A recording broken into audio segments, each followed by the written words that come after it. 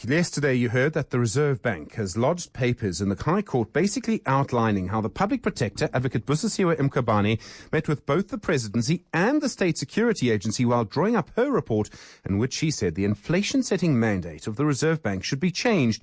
You remember when the bank challenged that finding in court, she then refused to defend the finding. So she basically made the finding in public and then abandoned it as soon as the lawyers got involved. And as part of these legal papers now that were revealed yesterday is a handwritten note by Mkhwebane of a meeting she had with the state security industry in which she says, and I've got it in front of me, she has a heading, a copy of it. She has a heading, SARB, so South African Reserve Bank. Then she's got interest to nations as the second line and as the first line. And the second line is, how are they vulnerable? And that makes you wonder what on earth the motive was for this meeting with the State Security Agency, why she was meeting with them and the Presidency as part of this inquiry. The spokesperson for the Public Protector is Cleopatra Masana. She's on the line to me now. Cleopatra, good morning. Thanks for your time. Good morning to you, Stephen, and your listeners. Thank you for the opportunity. First things first, is this the handwriting of Advocate Mkhwebane? Did she make this note during a meeting with the State Security Agency? Unless you can prove it beyond reasonable doubt, it's not the handwriting of Advocate Mkhwebane. So who made the note then? You would note that during the meeting there will be investigators who take notes during an investigation. So those notes were part of the scribble notes, which were part of the investigation.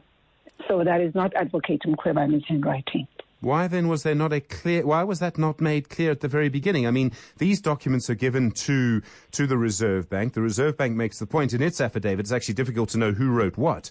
Why on earth why were they not made clear? I would have thought there'll be proper record keeping in your office.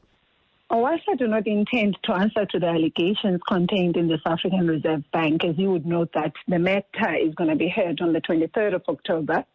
So I will limit myself to try and deal with the issues that are sending the wrong narratives, which are trying to create public distrust in terms of why did the Public Protector meet the Presidency. She can meet anybody during an investigation, and that's why she met the Presidency and the State Security. I'm afraid that's not good enough. It's not good enough to just say that she can meet with someone. We still surely can ask the question, but why did she meet with someone? Okay, correctly so. If you remember, we are dealing with the CS report, and the CS report, she issued a Section 79 to 3 parties, and it was involved in the South African government. So when she wrote correspondence to the Presidency, the Presidency then requested to meet with Advocate Mkhwebane to get issues of clarity. So it's not an issue that this meeting there was something sinister. It's not something that could not be done. It's just that the Presidency needed clarity based on the correspondence that Advocate Mkhwebane had returned to the Presidency. Why would she write correspondence to them about... So she wrote correspondence about the CX report. Did she meet with the Reserve Bank when she was deciding that she was going to recommend that their mandate be changed?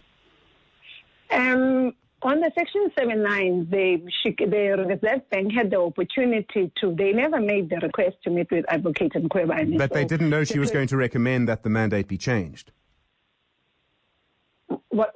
It depends. You would remember, as I would say, that I would not want to deal with the merits and demerits of the issue. As you know, that she will be putting everything into her answering affidavit, which will be filing it on the 23rd. But what can be put in an affidavit in the future that you can't say in public now, Cleopatra? What I cannot say in the public is the issue. There are a lot of things that are incorrect. Section 79 was issued to the Reserve Bank. The question we need to ask ourselves is, did the Reserve Bank respond to that Section 79? And the question is no. Did the Presidency respond? And the answer is yes. Did the State Security respond? And the answer is yes. So those are the issues that I'm trying to deal with here. And I think, as you can see, this is a diversion from a well-orchestrated issue where people are trying to undermine the independence of the Public Protector. I'm sorry, it's not us who are trying to undermine it, Cleopatra. I don't think it's the South African Reserve Bank. I mean, the question, what I'm trying to say is that on your version, at the very least on your version, one of the investigators working for the Public Protector, under Advocate Mkhwebane, made this note, South African Reserve Bank, how are they vulnerable? Right? You would know, That's your version. So why would an investigator working for the Public Protector do that? I think it will be misleading of you to just take a certain extract of those notes. As you would know, in an investigation, you scribble a lot of notes and then you sift them through. What we need to look at, what was in the report. Whatever you might have written in the notes might not make it into the final report. So I don't think we should spend a lot of time focusing on the notes, because I think that's another diversion to try to take attention from the issue that we're dealing with here. All right, so let's look at the context then. We have a person who used to work for the State Security Agency. She gets nominated to the position by the IFP, interestingly, but she then gets appointed by the President after a parliamentary process. But we know that she used to work for the State Security Agency. She comes out with a report that, as soon as is challenged, and it's a report that's explosive, just before an ANC policy conference, coincidentally, and in that report she suddenly makes a finding that was not asked for. She was asked to investigate the ABSA bailout, the Bancorp bailout. She suddenly comes and says, and goes beyond her powers in saying that Parliament must change the Constitution to change the mandate of the Reserve Bank. The moment it is challenged, then she abandons the finding. Now we find that she met with the President and she met with the State Security Agency. One of the investigators, on your version, says, how are they vulnerable underneath the heading the Reserve Bank? And she did not at any time indicate to the Reserve Bank that she was going to make this finding. And you say it's the narrative that makes us think she's not independent?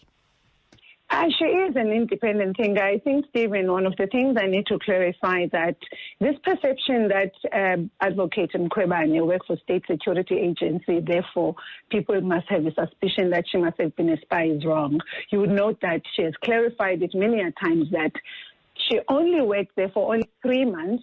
She was an employee of the Department of Home Affairs, and there's nothing there that seems to suggest that she was a spy. And anybody who has any evidence to prove, it's just that people create perceptions, that cloud hangs over your head, and people, when you say to them, give me evidence for whatever allegations that you are making against me, which is she has done in this case on the DA, and people are not providing evidence. So it is wrong to cast aspersions on people's integrity without getting to the facts. So we only have to deal with the facts here.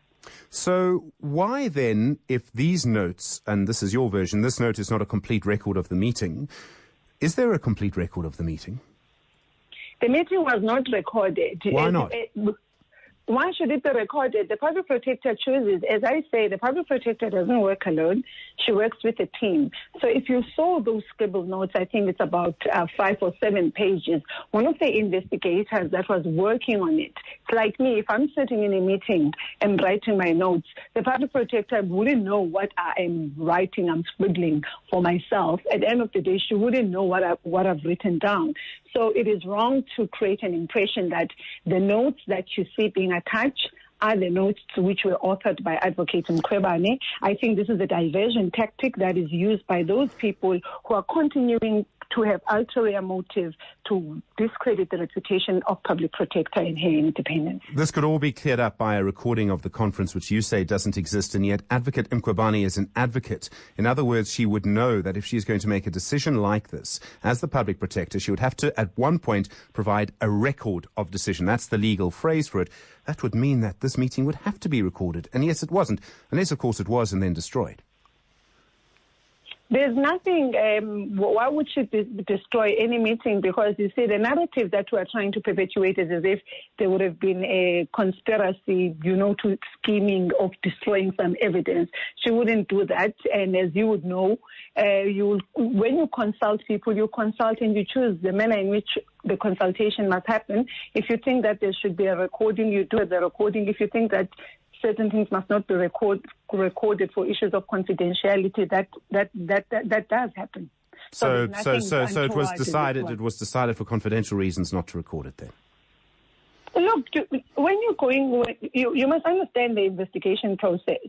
There is a whole lot of interpretation that goes through. If you are doing an investigation, there are certain things. For issues of confidentiality, somebody might say, I want to tell you something. And if somebody wants to share some information with you and you think that that information is not material enough, so there's no need for it to be on record, what you should be focusing on is the issue is what is in the report. I think that's what is substantial here. So whether the meeting is recorded or not, I don't think is the issue here. Of course, it would clear these notes up, though. it would what? It would clear up the notes, Cleopatra. I mean, that's the point. But I think we've both said our piece. Thank you very much for your time. I appreciate it. Thanks. All right. Cleopatra Masana.